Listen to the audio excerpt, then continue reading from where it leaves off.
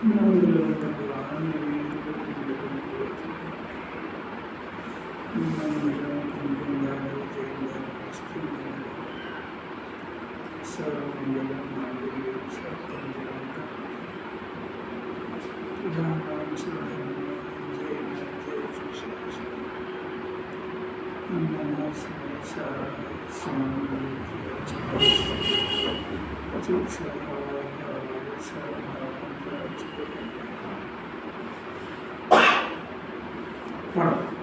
लोक और अलोक का ज्ञाता दृष्टा, अत्यंत अनंत सुख स्वभाव वाला, शरीर प्रमाण, अविनाशी और स्वसंवेदन प्रत्यक्ष श्री इष्टोपदेश।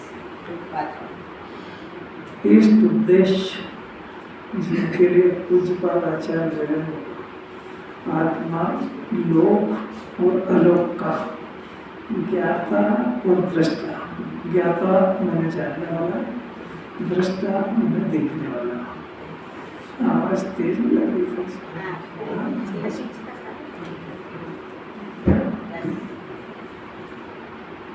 आत्मा लोक और अलोक, मैंने लोक में और आलोक में कुछ करता धरता नहीं है।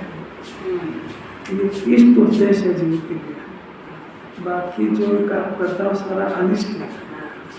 अनिष्ट है अपने आप को करता धरता मानना कि अनिष्ट है। किसके लिए? पर के लिए नहीं है। जीव खुद के लिए अनिष्ट करता है, खुद ही दुखी होता है। ज्ञाता को करता मान लेना कितना बड़ा अपराध है। कभी सुना नहीं जी, जिन्हें परमात्मा को दो टुकड़ी बात कहते हैं कि जीव लोक और अलोक का ज्ञाता है, दृष्टा है और अत्यंत अनंत सुख स्वभाव वाला है। आत्मा दुख स्वभाव है, ये अपने को दुखी मानता है। बड़ा आश्चर्य है, क्योंकि सुख स्वभाव ही अपने को दुखी मानता है।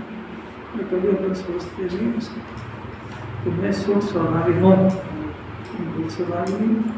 सुख स्वभाव कैसा अनंत है। अरे पूज्यपाद आचार्य क्या करे, देव इनके शरण कमल को की पूजा करते हैं, इसलिए इनका नाम पूज्यपाद है। अत्यंत अनंत सुख स्वभाव वाला है। रीता का है, शरीर प्रमाण है। मैंने शरीर के प्रदेश, शरीर प्रमाण मैंने जहाँ जहाँ शरीर के प्रदेश पाए जाते वहाँ आत्मा पाया जाता है। कहाँ ढूंढे आत्मा को कि इस शरीर में शरीर से भिन्न है। ऐसी अद्भुत बात है। और कैसा है कि शरीर तो विनाशी पर आत्मा विनाशी है। देखो एक एक विशेषण देखो, सुख स्वभाव वाला है, शरीर में रहता है, शरीर से भिन्न रहता है, शरीर विनाशी है, आत्मा विनाशी है। कैसे देखे कि स्व संवेदन प्रत्यक्ष है। स्व मैंने खुद के ज्ञान में उसके संवेदन से प्रत्यक्ष जानने में आएगा। ऐसा अभी तक क्यों नहीं आ रहा कि अभी तक हम जानने का प्रयत्न नहीं करते। और भाई राग द्वेष आकुलता, ये अपने को टेंशन, मूड खराब होना, ये जानने में आता है कि नहीं आता है। तो ये प्रत्यक्ष है क्या? प्रत्यक्ष है। कोई कहते कि नहीं तुमको कोई चिंता नहीं है और मेरी में जाना, तो ये वेदन होता है कि नहीं इसका, ये संवेदन होता है इसका। तो जैसे दुख स्वयं प्रत्यक्ष है, ऐसे इसका ज्ञान भी स्वयं स्व संवेदन प्रत्यक्ष है। बस गलती सिर्फ इतनी है कि ये दुख को तो स्वीकार कर रहा है, सुख स्वभाव को मैंने जानने को स्वीकार नहीं कर रहा है। और पूरी जिम्मेदारी इसी के लिए लगी है। अब देखो अपनी बहुत अद्भुत नई गाथा चलेगी 314 और 15 पूर्णपुंडाचार सर्व विशुद्ध ज्ञान अधिकार, गाथा नंबर 314-15। उसके ऊपर का हेडिंग। अब आचार्य कहते हैं कि आपने साहब ये जीव को अज्ञानी सिद्ध कर दिया, अज्ञान की महिमा बता दी। 308 से 11 के अंदर वस्तु स्वरूप बता करके कर्ता जीव अपने को मान रहा है, उसको अकर्ता सिद्ध करा।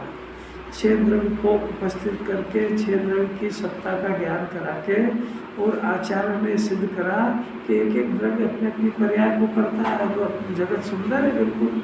तीसरी गाथा में हम किया गया है। तो फिर जीव अकर्ता सिद्ध हुआ, अपने आप ही अकर्ता सिद्ध हुआ। और फिर अकर्ता सिद्ध करके फिर आचार्य खुद ही प्रश्न उठाते हैं कि जब जगत के अंदर ये जीव किसी पदार्थ की कोई क्रिया कर ही नहीं पाया, यानी जीव ने आज तक कोई अपराध तो करे ही नहीं, फिर अपराध नहीं करने पर भी बंध क्यों जाता है? ऐसा आचार्य ने खुद ने प्रश्न उठाया। और फिर 312-13 के अंदर उसका समाधान कर दिया कि भाई देखो, जीव के दो लक्षण हैं, निश्चित स्वलक्षण दो है। जीव का लक्षण सुख है और एक प्रकृति यानी कर्म के उदय में जो उत्पन्न हुआ राग है, इसका परिणाम, इसका लक्षण दुख है। तो ये जीव अनादिकाल से सुख और दुख ये दोनों लक्षणों को नहीं जानता है, वो दोनों को एक में जानता है। और एक में जान करके एक में का अध्यास हो गया। अध्यास होना ये अज्ञान हो गया। और ये अज्ञान की गहन महिमा है कि जब ये दोनों को एक में जानता है तो विपरीतता हो गई। तो इसके ज्ञान में, अनुसंधान में विपरीतता होने से इस अज्ञान की वजह से बनता है। ऐसा सब सिद्ध करे आचार्य 312 और 13 के अंदर।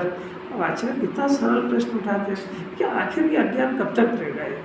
ये जब तक, आप ये कहते हैं कि आखिर ये रहेगा कब तक, तो जैन दर्शन के अंदर सारे जवाब जब तक और तब तक से स्टार्ट होते हैं। मैंने एक जो बालक है उसको उद्दंडी बालक है, तो अब वो होमवर्क नहीं कर रहा है, तो मम्मी ने रोटी बंद कर दी। ऐसे होमवर्क कब खिलाओगे? कि जब तक तू ये होमवर्क नहीं करेगा। टाइम के 1 घंटा 2 घंटा नहीं, जब तक और तब तक। ऐसा जीवन ज्ञानी कब तक रहेगा कि जब तक और तब तक। जब तक ये अपनी आदतें नहीं सुधारेगा तब तक अज्ञानी रहेगा। प्रकृति के निमित्त से उपजना और विनशना नहीं छोड़ेगा तब तक ये जीव। 3 विशेषण दे रहे हैं आचार्य, तीनों बहुत बड़े उदाहरण हैं अपने लिए। अज्ञानी भी है, मिथ्या दृष्टि भी है और असंयत भी है।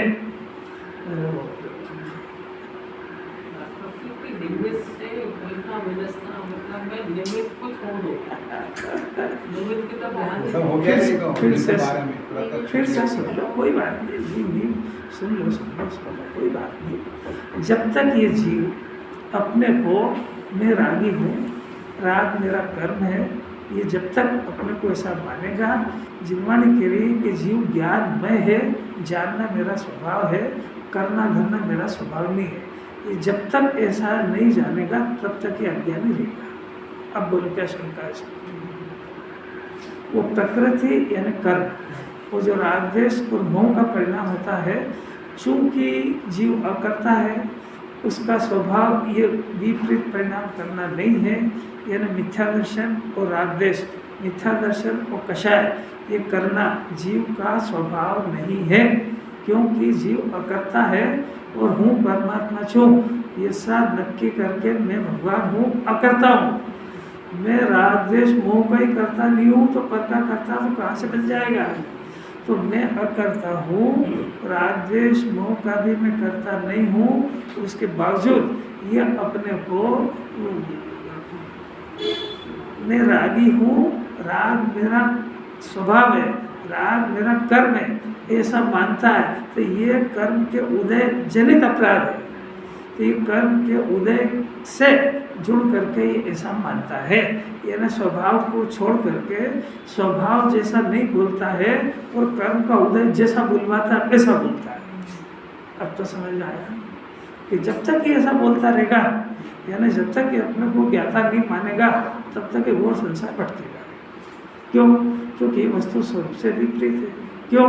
क्योंकि कर कुछ पाएगा नहीं, जानना इसका स्वभाव है, जानना बंद होएगा नहीं, कर कुछ सकेगा नहीं, आदत सुधारता नहीं। तब तक क्या होएगा कि अज्ञानी भी रहेगा, मिथ्या दृष्टि भी रहेगा और असंयत भी रहेगा। ऐसी शर्त है कि साहब अच्छा मैं एक काम करता हूँ, व्रत करता हूँ, उपास करता हूँ, मैं अनुव्रत धारण कर लेता हूँ। कि आप अनुव्रत धारण कर लो या महाव्रत धारण कर लो, मिथ्या दृष्टि और असंयत नाम पाओगे। यदि ये नहीं छोड़ा था क्या नहीं छोड़ा? एकत्व का अध्यास नहीं छोड़ा जाता। हाँ, एकत्व अब ये सब जो है शास्त्रीय बातें विचार भूल भाल जाता है। एकत्व क्या, अध्यास क्या, सीधी सीधी बात है। मैं ज्ञान में हूँ, ज्ञाता हूँ, ये जब तक स्वीकार नहीं करेगा तब तक भटकेगा। दो टप्पी बात आचार्य खींची जैसी पढ़ाई कर रहे बेचारा, कहाँ तो एकत्व, कहाँ अध्यास और कहाँ प्रकृति, कितना क्या याद करे। पहले तो कुछ पढ़ती ही नहीं है। कितनी सरल बात है। अरे सरल लग रही थी कठिन, इसलिए इतनी सारी बातें चल रही है। तो अब आचार्य पूछ रहे यार, ये तो मेरे को समझ में आ गया। मेरे को देखो निश्चित स्वलक्षण ही पहचानने में नहीं आ रहा। निश्चित स्वलक्षण वो शास्त्रीय बातें बहुत अलग थी। यहाँ तो सिर्फ आत्मा सुखमय है, ये सुख आत्मा का लक्षण है। दैट्स वाई जो रागादि का परिणाम हो रहा है ये दुखमय है, ये दुख को पैदा करते हुए पैदा होता है। तो ये दुखमय परिणाम है। तो दोनों के लक्षण अलग अलग हैं। राग और ज्ञान दोनों के लक्षण ऐसे नियत स्वलक्षण उन दोनों के न्यारे न्यारे नहीं जानता है। तो दोनों को 1 मिनट 24 घंटे 1 मिनट का अभ्यास करता है। जैसे मैं रोटी खाता हूँ तो रोटी के साथ एकत्र कर लिया, मैं ये हाथ हिलाता हूँ तो हाथ के साथ एकत्र कर लिया, पुत्र मेरा है तो पुत्र के साथ एकत्र कर लिया। वो जो मैं ज्ञान हूँ, ज्ञाता हूँ, ये बात ही निकल गई उसकी। उससे कितनी विपरीत और खतरनाक बीमारी है। पाटनी जी बीमारी कुछ समझ में आ रही है क्या? आपको चल भी रही है कि नहीं? अच्छा पता बताओ कब पता लगी कि बीमारी है? पता ही नहीं बेचारे जी, तो क्या करेंगे? इलाज तो क्या करेंगे? जीव को पता ही नहीं है कि मेरे को रोग क्या है। शरीर के रोग, अरे पूरी दुनिया देखो तो सही, पूरी दुनिया असाता के उदय को दुख जानती है, असाता के उदय को ही दुख मानती है। वो इतना भी नहीं समझ पा रहा है कि असाता का उदय मेरे द्वारा निमंत्रित किया गया मेहमान है। मैंने अशुभ परिणाम करना छोड़े नहीं है, और असाता का उदय मेरे को पसंद नहीं आता है। ये प्रकृति में अन्याय कभी नहीं सिद्ध होगा, और दुख का कारण असाता का उदय ही समझता है। अब कुंकुलाचार कहते भी हमको दुनिया से तो कोई मतलब नहीं है, हमको तो जो हमारी शरण में आया है वो समझ जाए कि दुख और सुख का स्वभाव, दुख और सुख कहते किसको है। बात समझ में आ रही है?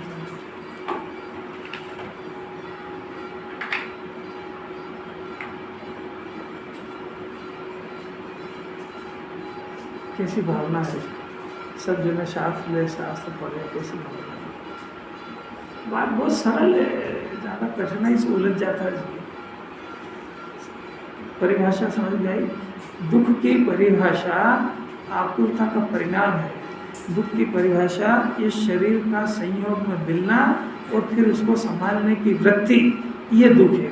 दुख का मिलना, ये संयोग दुख का मिलना दुख नहीं है, ये संयोग मिला और इसके साथ अपना एकत्वपना स्थापित करता है और आकुलता के भंवर में फंस जाता है, ये दुख है।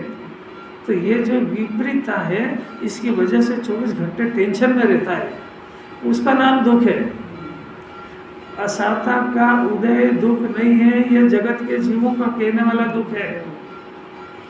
और उस असाता के उदय को दूर करने का प्रयत्न भी जो अज्ञान लोग करता है, दवा खाओ, मेडिसिन खाओ, इसके हाथ जोड़ो, वो तो है ही नहीं। असाता का उदय है तो असाता के उदय से जाएगा। परंतु वो भी जैन दर्शन को नहीं कराना, उसे जरा सा ज्ञान करा दिया कि भाई तू असाता के उदय से घबराता है तो परिणाम सुधारे बगैर कोई रास्ता नहीं है तेरा।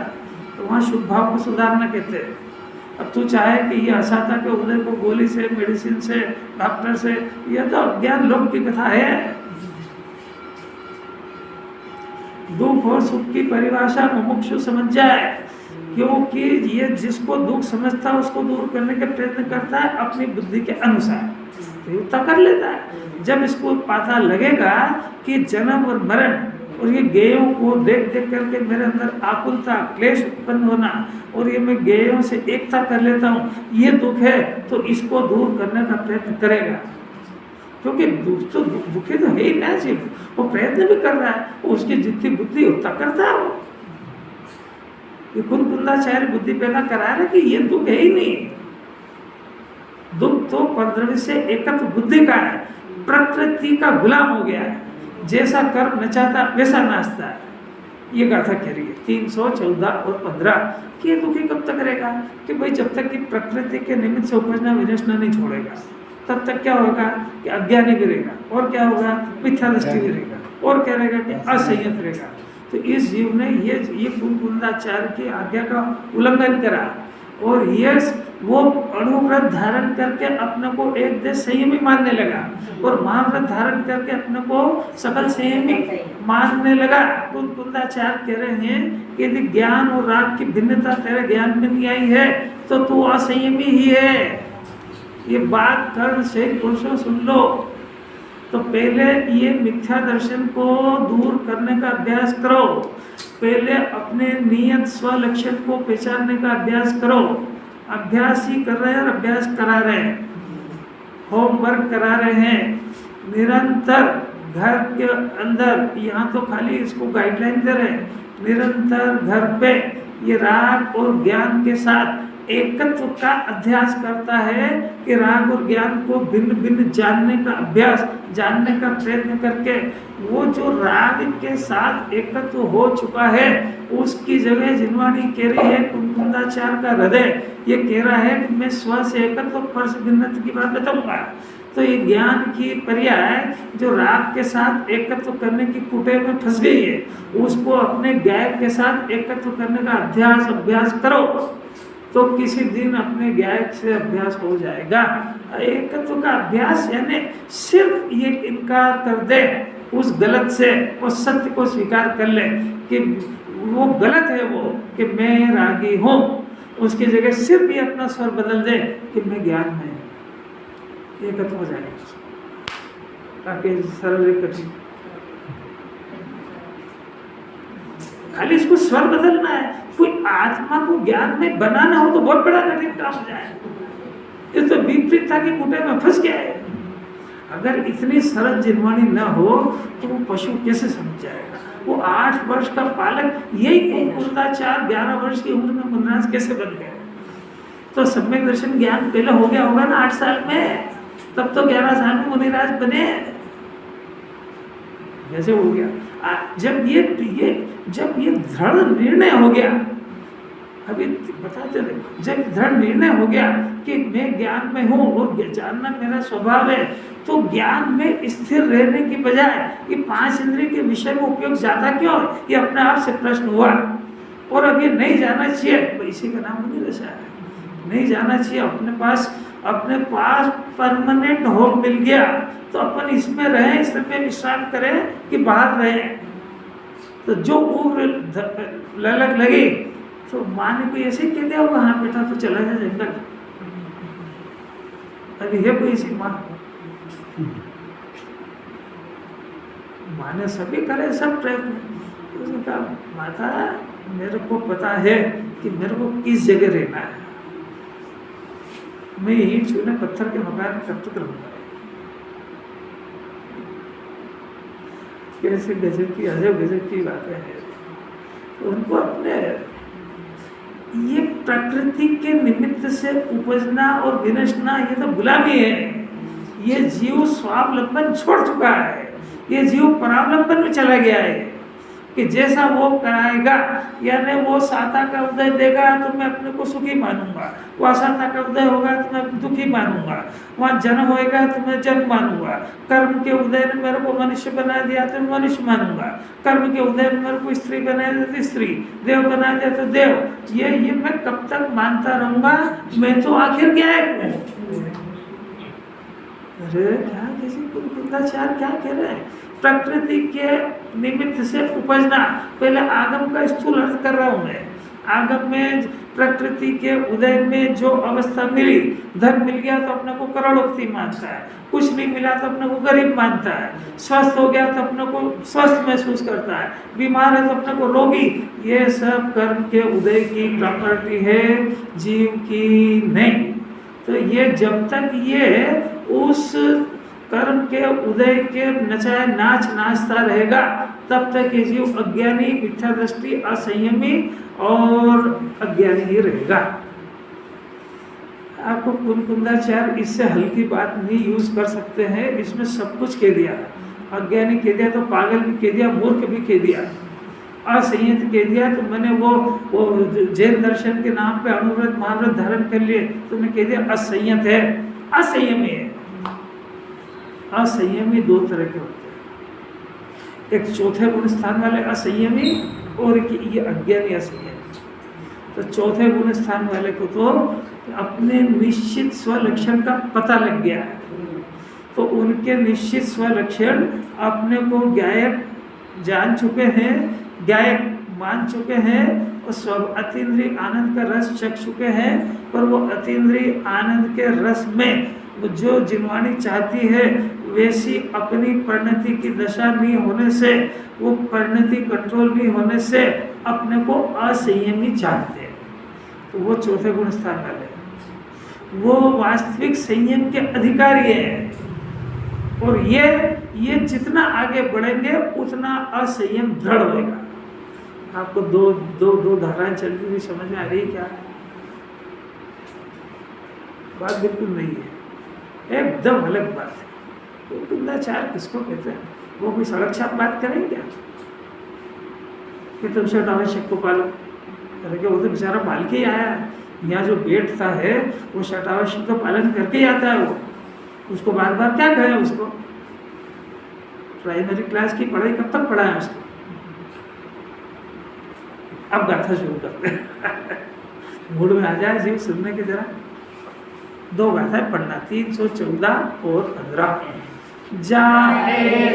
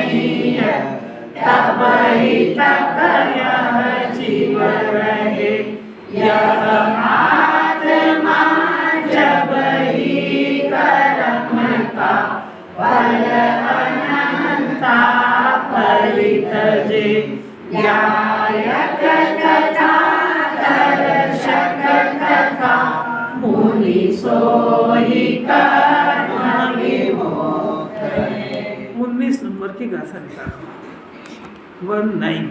19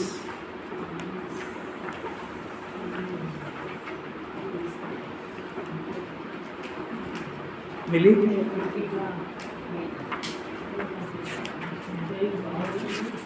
जीव अजीव अधिकार, पेज नंबर 52, 19 नंबर की गाथा। आचार्य खुद हेडिंग देते हैं। अब यहाँ पूछते हैं कि यह आत्मा कितने समय तक और यानी कहाँ तक अप्रतिबुद्ध यानी अज्ञानी रहता है, वो बताओ। मिला प्रश्न? मिल गया। इसका गाथा तो देखो, यहाँ भी वो का वही प्रश्न है, वो की वही बात है। देखो गजब की बात है। पूर्व रंग में जीव अजीव अधिकार में आचार्य बोल आए हैं। क्या बोल के आए कि जब तक इस आत्मा की ज्ञान वर्णादि द्रव्य कर्म, भाव कर्म और नौकर्म, शरीर आदि नौकर्म में यह मैं हूँ, है गजब, यह मैं हूँ और मुझ में यानी आत्मा में यह कर्म है और नौकर्म है, ऐसी बुद्धि जब तक है तब तक ये आत्मा अप्रतिबुद्ध है। कैसा लिखा है? सवाल किया है थे ना, तो तुम समझ गए थे क्या? कैसी बात रखे? अगर ये शिष्य ये 19 गाथा में समझ जाता तो यहाँ तक लाते का है। ये गाथा 75 में का जब तक जीव कर्म नो कर्म, अज्ञानी कब तक रहेगा? 75 गाथा में भी यही बात है। ये ज्ञानी हो जाता है, इसकी पहचान कैसे होगी? देखो 75 गाथा में निकालो, देख तो लो आचार्य कैसे 141 ज्ञानी की गाथा होगी। ज्ञानी की गाथा है। अब पूछते हैं कि आत्मा ज्ञान स्वरूप यानी ज्ञानी हो गया है, ये कैसे पहचाने? तो उसका चिन्ह क्या है कि जब ये कर्म का और नो कर्म का परिणाम ये इनको करता नहीं, मात्र जानता तो ज्ञानी हो जाए। कितना सरल है। अब ऐसा इस विश्व के अंदर ऐसा कौन सा जीव है जो अपने को मैं कर्म हूँ ऐसा मानता है ना? उसमें कहा ना, जो कर्म को, द्रव्य कर्म को, भाव कर्म को, नो कर्म को, तो ऐसा कौन कहता है कि भाव कर्म में हो, द्रव्य कर्म में हो? कि भाई ये जो भाषा है ना, ये आचार्यों की ग्रंथों की भाषा है। तो ये आज जैसे डॉक्टर होते हैं ना, डॉक्टर, तो अपने को जो बीमारी होती है वो मेडिकल लैंग्वेज में लिखते हैं चिट्ठी के ऊपर। वो मेडिकल लैंग्वेज अपन नहीं पढ़ सकते, तो उनके जो मेडिकल लाइन वाले हैं, एक्सरे वाला, कंपाउंडर, दूसरा डॉक्टर, वो दवा देने वाला, वो सब समझ जाते हैं कि क्या लिखा है। अपने बस की बात नहीं है, क्योंकि लैंग्वेज है। अब डॉक्टर से पूछो साहब क्या लिखा है, तो वो बताएगा कि भाई आपको सर्दी भी होती है, आपको खांसी भी होती है, आपको समय पे नींद भी नहीं आती है, आपको घबराहट होती है, आपको बेचैनी होती है, तो समझ जाएगा कि मेरे को, हाँ ये मेरे को सब होता है। बात समझे? ऐसा ये जो कुंकुंदाचार्य लिखा मेडिकल लैंग्वेज, कर्म क्या होता है, द्रव्य कर्म क्या होता है, भाव कर्म क्या होता है, नो कर्म क्या होता है, प्रकृति के निमित्त उपजना विनशना क्या होता है, ये कैसे सरल बात है। तो ये अपनी भाषा के अंदर, अब देखो अपन तो अपने वापस 314 पर रखा, जब तक, अब देखो ये अपनी भाषा के अंदर, जब तक यह आत्मा प्रकृति के निमित्त से उपजना विनशना नहीं छोड़ता, आर पार बात है, तब तक वह अज्ञायक है, मिथ्यादृष्टि है और असली है। 314 नंबर की गाथा अज्ञानी के लिए है, 315 नंबर की गाथा ज्ञानी के लिए है। अब वो ज्ञानी बन गया, कौन सा जीव? यही जीव, अपना जीव। जब तक ये ऊपर वाली गाथा में फिट बैठेगा, ये देखना चाहिए कि अपन 14 में फिट बैठ रहे हैं कि 15 में बैठ रहे हैं। ये स्वाध्याय अपन अपने लिए कर रहे हैं, किसी और के लिए कर रहे हैं। तो 314 से 315 में आने में कितनी देर की? एक ही गाथा की है, गाथा की है कि क्लास की है?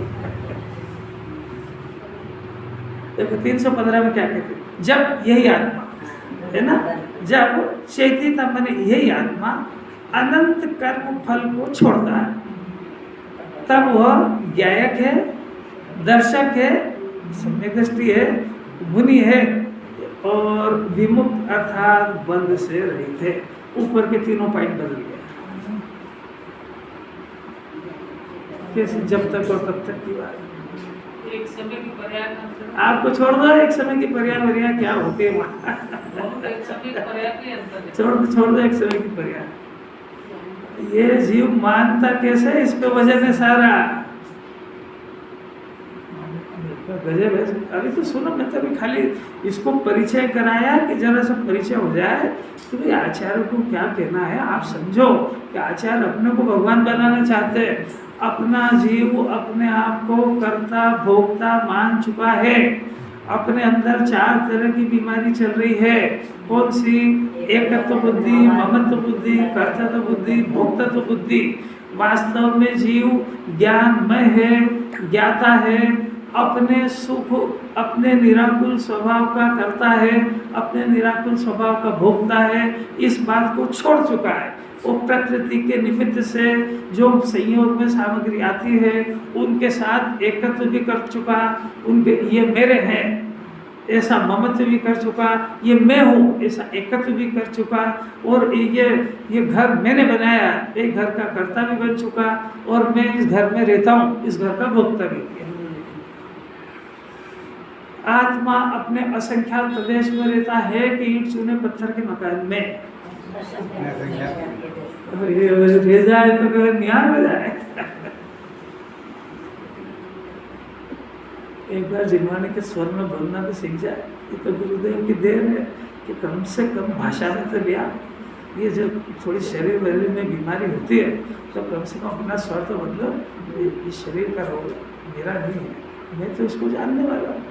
और ये आखिर कोई मेरा ये शरीर कोई मेरा गुलाम तो है नहीं कि जो मेरी इच्छा के अनुसार परिवर्तन करे। ये तो शरीर का परिणाम है। और ये मैं इसको असाता का उदय कहता हूँ, दुनिया कहती है ये तो महा अज्ञान है। अरे कैसी बात है। पार्श्वनाथ भगवान के ऊपर पत्थर गिर रहे थे भगवान बनने के पहले, नहीं तो क्या भगवान के ऊपर गिर रहे थे, शब्द नहीं पकड़ना जरा, उनके ऊपर पत्थर गिर रहे थे। श्यालनी पाँव खा रही थी, मुनिराज के ऊपर अग्नि धर दी। अब उनसे पूछो साहब आपके कौन से कर्म का उदय है?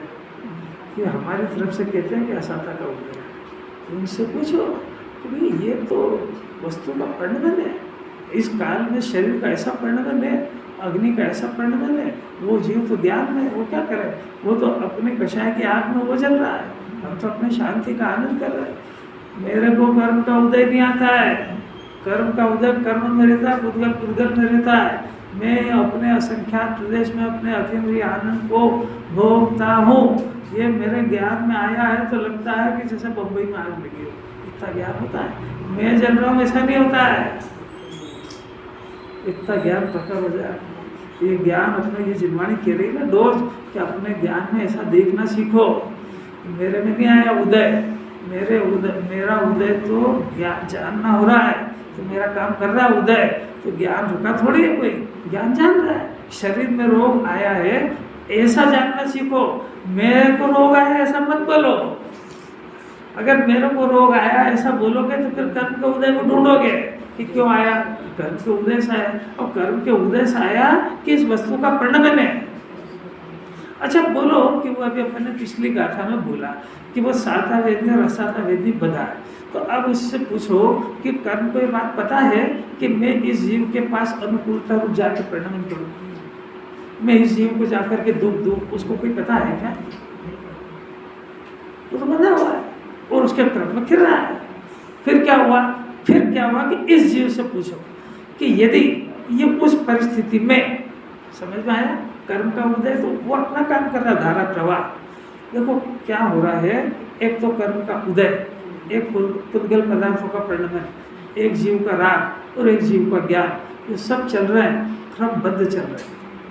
इतनी बात समझ में आई। अब वो जो घटना घटी, यानी शरीर में रोग आया, विपरीत परिस्थिति, जो भी हुआ, धन उजड़ गया, दुकान चली गई, जो भी कुछ हुआ या खूब आया। अब इस जीव से पूछो कि इस जीव को कौन से कर्म का उदय है? ज्ञानी का और अज्ञानी का जवाब अपना तो रटा है, असाता वेदनी का उदय है ना। अब अपन किसी के पास अनुकूलता तो पढ़ सकते थे साहब, पुण्यशाली जीव, पुण्य का उदय उसके। जैन दर्शन से पूछो, ज्ञानी का अंतरंग पूछो, ये समय सार पाठी का जवाब क्या होना चाहिए ये सीखो और अपने जवाब को बदलना सीखो। ये कर्म के उदय का सूतक सुआ सूतक मेरे को नहीं लगता है, ये तो परिणमन है। यदि इस परिस्थिति में मैं अपने आप को सुखी महसूस करता हूँ तो ये उदय को आरोप जाएगा पुण्य का उदय। और यदि मैं इस उदय को अपना प्रतिकूल महसूस नहीं करता हूँ तो और इसका ज्ञाता रहता हूँ तो असाता का उदय नाम की मेरी डिक्शनरी चीज ही नहीं है। मुनिराज से पूछो ना भाई आपको कौन सा उदय, कि किसको उदय है? इस शालिनी मेरे खा रही, शरीर को खा रही है, कैसी गजब की बात। पांचटा भगवान से पूछो, वो जब केवल ज्ञान हो गया सब आओ पकड़ने इतने पत्थर बरसाए, किसने बरसाया? पत्थर अपने क्रमबद्ध अपनी क्रियावृत्ति शक्ति से उस समय गिरने का काल था, सो गिरे, कमर क्या करे उसमें? वो अपने द्वेष का और अपने विपरीत परिणाम का करता है और उसे सह भोग रहा है। अरे क्या अलौकिक बात है, ऐसा चिंतन दुनिया में मिलना मुश्किल है इसका। और ये चिंतन जब तक इसको नहीं होगा, ये प्रकृति के निमित्त में उपजेगा, मरेगा, मिथ्या दृष्टि अज्ञान और संहित रहेगा। जैन दर्शन की क्लास में, मोक्ष की क्लास में एडमिशन नहीं हो पाएगा। चौथा गुण स्थान मैंने मोक्ष की क्लास में एडमिशन हो गया उसका। अब तो भगवान बनेगा बनेगा बनेगा तो बनेगा ही। MBBS के एडमिशन में बहुत बड़ी दिक्कत है। उसका प्रीवियस कोर्स जितना है, एडमिशन हो जाए तो डॉक्टर बनेगा ही बनेगा। तो यहाँ भी जैन दर्शन में एडमिशन हो जाए इसका सरल कितना है, अपना चिंतन को वस्तु स्वरूप के अनुसार ढालो। पहले नहीं पता था, पता करो। क्या प्रश्न? कर्म को उदय से समझाइए, जीव के उपादेय से समझाए। आपको जैसा समझना वैसे आप समझो काय को समझा, आपको समझ में आ जाएगा, समझ लो। हम जिस तरीके से समझा रहे उस तरीके से समझ में आ रहा है कि नहीं, तो वो समझने की डायरेक्शन को मेरे काय को बदलवा रहे हैं। जीव अपने उपादान से मिथ्या दर्शन असंयत अज्ञान रूप परिणमन करता है। निश्चित देखो, अभी इसकी टीका अपन शुरू करते हैं। पहले इसको गाथार्थ को समझ लो अच्छी तरह से कि जब तक यह आत्मा, कौन सा आत्मा की बात है? अपने आत्मा। प्रकृति यानी कर्म का उदय, कौन से कर्म का?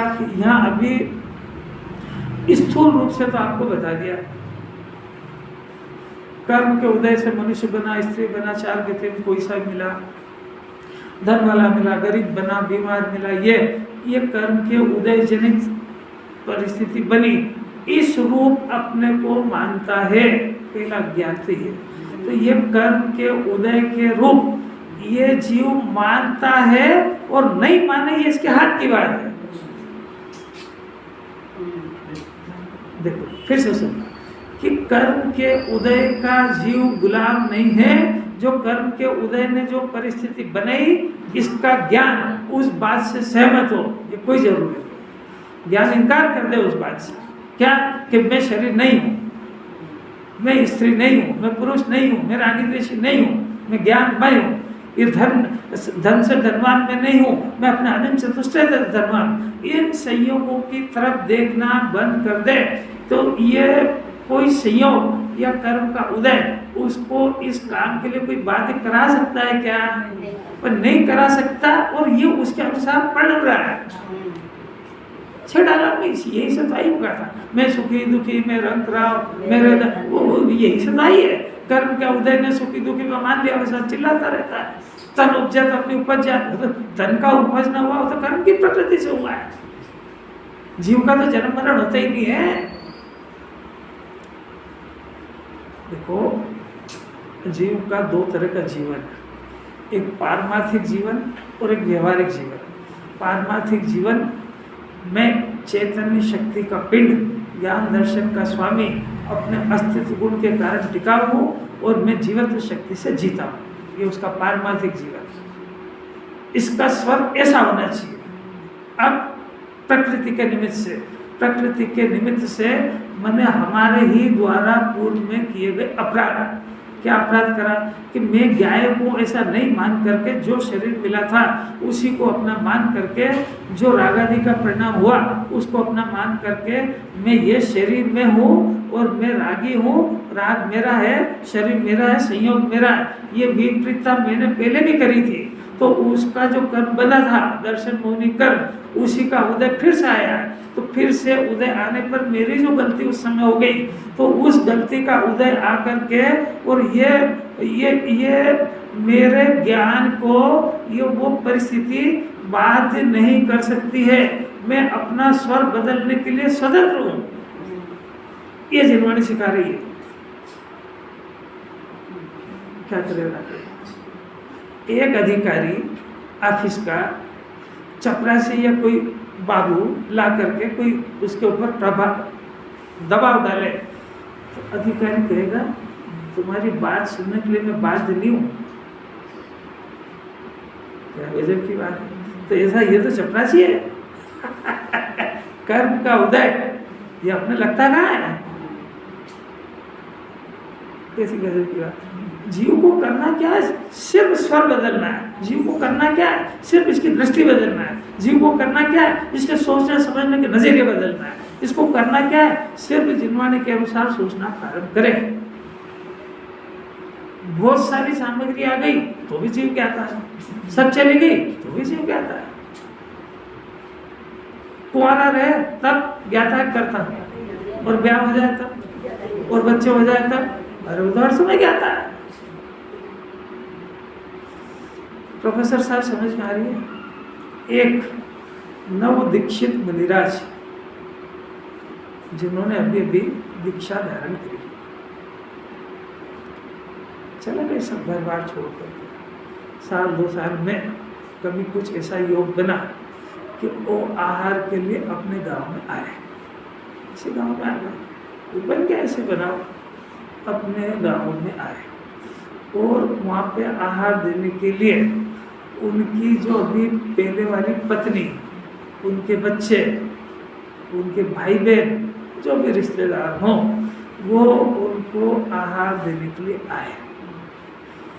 तो सारी दुनिया तो ये कहेगी कि वो दिख रही है ना, वो महाराज के घर से है, वो जो दिख रही है ना वो महाराज की बहन है, वो जो दिख रहे हैं ना वो महाराज के भाई है, वो जो दिख रहे हैं ना वो महाराज के पिताजी है, वो जो दिख रहे हैं वो महाराज के मामा है। माने जितना भी है वो सब कह रहे हैं, वहाँ सब पुसुर पुसुर हो रही है। मुनिराज से पूछो कि कौन आपकी पत्नी है, कौन आपकी माँ है, कौन आपके भाई है। बात समझ में आ रही क्या? महाराज से भी तो पूछ लो, तुम तुम्हारे कुछ भी कहते रहो, महाराज से पूछो कि उनकी कौन सी पत्नी है।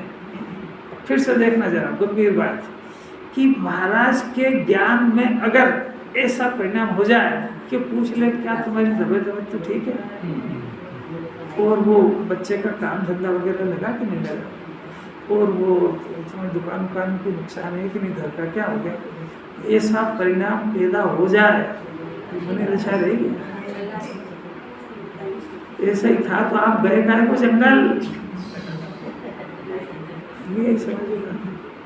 अब देखना फिर से सुन कि महाराज को सब ज्ञान में है कि ये इसी जन्म की पत्नी वगैरह जो भी ये सब रिश्तेदार हैं, परंतु अब सिर्फ ज्ञान के गे हैं और इस विश्व के जीव हैं, मेरे नहीं है। समझ में आए? वहाँ जो दूसरी स्त्रियां हैं उस स्त्री में और वो पत्नी जो छोड़ी है उसमें उनको कोई अंतर नजर नहीं आता है, इतना ज्ञान का प्रताप है। और पहले भी वो तो ऐसे जानते थे कि ये स्त्री, ये सब स्त्री ज्ञान की गे है, परंतु वो जो स्त्री जिससे ब्याह हुआ था उसके प्रति राग और ममत्व था, वो राग और ममत्व टूट चुका, इसलिए सारा जगत ज्ञान का गे है। ना वो मेरा है और ना इष्ट है और ना अनिष्ट है, वो जगत का जीव है, मेरा नहीं। अपने को अपना बच्चा अपना दिखता है कि जगत का जीव दिखता है? देखना सीखो। अरे ज्ञान के ज्ञानाभ्यास करे मन माही, या अभ्यास मन के अंदर होता है। ये शरीर जिस दिन ज्ञान का गे बन जाए, अरे गजब हो जाएगा। वो ज्ञान को जाने बगैर ये गे नहीं बनेगा। जिनवाणी तो अभी इसको गे, अभी तो जिनवाणी को कहना है कि ज्ञान की जानने वाली पर्याय में आत्मा गे बन जाए तो ये शरीर पर गे बनेगा। ये अरे जिनवाणी तो कोई गजब में तो गुरुदेव की महिमा समझ में नहीं आती है। ये बात को स्वीकार करने के लिए जंगल जाओ, व्रत करो, न अनुव्रत धारण करो, न कपड़े छोड़ो, कोई शर्त नहीं है। ये अभ्यास घर में रह के करो। ये तुम्हारे जानने के जो अंदर बीमारी घुस गई है कि जानता उल्टा है। ये शरीर को मेरा जानता है तो शरीर पुद्गल का है कि मेरा है, वो शरीर गे है कि ज्ञान है। ये शरीर प्रकृति की प्रॉपर्टी है कि मेरी है। कोई होमवर्क समझ में आ रहा है क्या? होमवर्क तो करना पड़ेगा। उद्दंडी बालक क्या चाहता? होमवर्क मत दो। जिनवाणी कह रही होमवर्क करे बगैर भी तू आगे नहीं बढ़ पाएगा। क्षम ज्ञान में आगे बढ़ जाएगा, तेरे पुण्य के उदय में आगे बढ़ जाएगा, तो तेरे श्रद्धा में नहीं आएगी बात। जब तक और तब तक, जब तक ये जीव जानने की विधि जिनवाणी के अनुसार नहीं करेगा, प्रकृति के अनुसार उपजना विनशना यानी कर्म के उदय से राग उत्पन्न होता है, तो कर्म के उदय से राग उत्पन्न होता है, मेरे स्वभाव से उत्पन्न होने वाली चीज वो मेरी है, और कर्म के उदय से उत्पन्न वाली चीज मेरी नहीं है। जब तक ये ऐसे इनकार नहीं करेगा, मेरे अंदर से उत्पन्न होने वाला ज्ञान है, और राग जो है कर्म के उदय से होने वाला परिणाम है। इसलिए सर बदले जब तक और तब तक। जब ऐसा जानेगा तो ज्ञानी भी होएगा, गायक भी होएगा, सम्यक दृष्टि भी होगा, और मुनि यानी उस मार्ग पे चल पड़ेगा। अभी तो खाली गाथा में इतना अमृत भरा है, इसमें से निकालते जाओ, पीते जाओ, निर्विकल्प होते जाओ। एक बार वस्तु स्वरूप के अनुसार सोचना सीख जाए जीव, ये दुख बुलाए तो नहीं आएगा। इसको कौन दुखी कर सकता है? इसको अरे ज्ञाता को कौन दुखी कर सकता है? जो जगत के गेयों को गेय जानना सीख गया, उसके लिए दुनिया में बचा ही क्या है? तो यहाँ केवल ज्ञान हो गया उसको। केवल ज्ञानी परमात्मा क्या करते हैं? 3 लोक 3 काल को जानते हैं, अलग है वो बात। केवल ज्ञानी परमात्मा इस विश्व में जाने हुए किसी पदार्थ को अपना नहीं जानते।